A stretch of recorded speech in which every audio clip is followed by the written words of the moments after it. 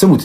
ለቅዳሴ በጣም የሚጓጓ የሚቸኩል የሚናፍቅ አስቀድሶ ቆርቦ ማይረካ እዚያው ቤተ መቅደስ ሙሉ ቀን ቢውል ደስ የሚለው ሰው ነበረ እና ለቤተ ክርስቲያን ለጸሎት ከገባባት ቅጽበት ጀምሮ ለሰከንድም ተቀምጦ አያውቅም። ቆሞ ነው የሚጨርሰው። ከዚያ ሰይጣን በበጎ እግዚአብሔርን በዚህ ደስ በማሰኘቱ ቀናበትና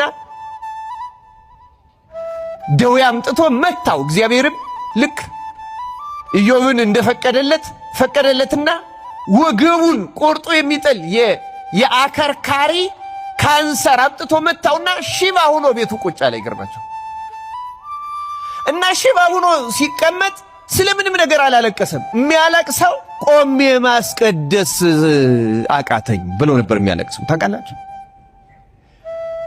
በዊልቸር ይዘውት ይሄዳሉ፣ ያለቅሳል።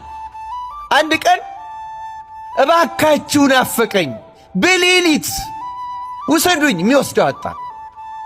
በዊልቸር አድርገው በመኪና ወስደው ልክ ቅዳሴ ሊገባ ሲል የቤተ መቅደሱን ይህን ሳንቃውን ሄዶ እየተሳለመ እንባው እንኩት እያለ እየረገፈ እያለቀሰ ጌታ ሆይ ቆሜ ማስቀደስ አቃተኝ በኃጢአቴ ምክንያት። ተመልከቱ፣ ምን ነው እንዲህ አረከኝ አይልም የእግዚአብሔር ሰው። በኃጢአቴ ምክንያት ተመታው፣ ሰይጣን አሸነፈኝ፣ በኃጢአቴ ምክንያት እንዲህ ያለ ደዌ ገጠመኝ፣ እባክህን እንዴት ቆሜ ማስቀደስ በፊትህ እከለከላለሁ እያለቀሰ ስቅ እያለ ሲያለቅስ ቅዳሴ ሊገባ ልብስ ለብሶ ጸሎት ሊያደርስ የተሰየመው ካህን በጣም የሚሰቀሰቅ ድምፅ ሲሰማ ዞር ብሎ አየ።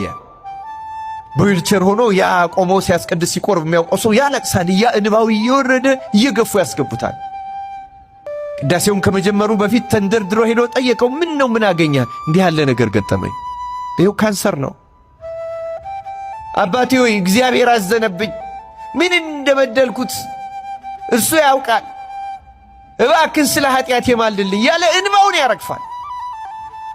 ቤተ መቅደስ ሮጬ መጥቼ ከነ ኃጢአቴ እንኳን መቆም አልችላል፣ እነሆ ተመታው ያለ ሲያለቅስ ካህኑ እንዲህ አለው፣ አዘነለትና አንተ በሽተኛ ነህ፣ እዚህ መምጣት እንደዚህ ደክመህ አይጠበቅብህም።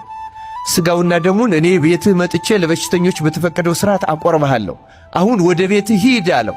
የካህን ትእዛዝ ያከብራሉና ወጥቶ ወደ ቤቱ ሄደ። ቤቱ ሄዶ አልጋው ላይ አረፍ እንዳለ ወዲያው አሸለበው።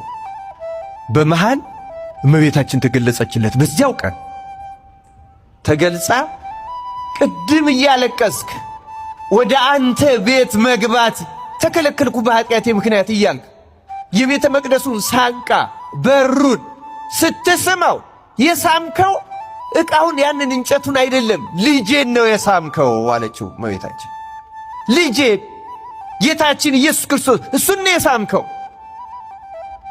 ሰይጣን ነው እንደዚህ ያደረገብህ።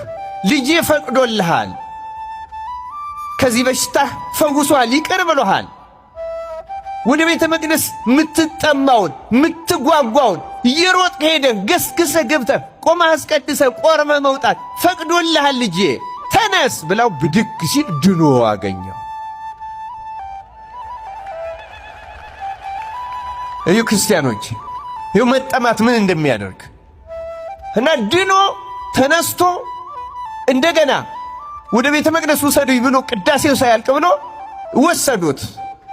ይዞት ሄዶ ልክ እያለቀሰ የቤተ መቅደሱን በር የሳመባት ላይ ሲደርስ ካህኑ ደግሞ ምዕመናኑን አቁርቦ ጨርሶ እሱን ሊያቆርብ ሲወጣ እዚያችው በር ላይ ተገናኙ።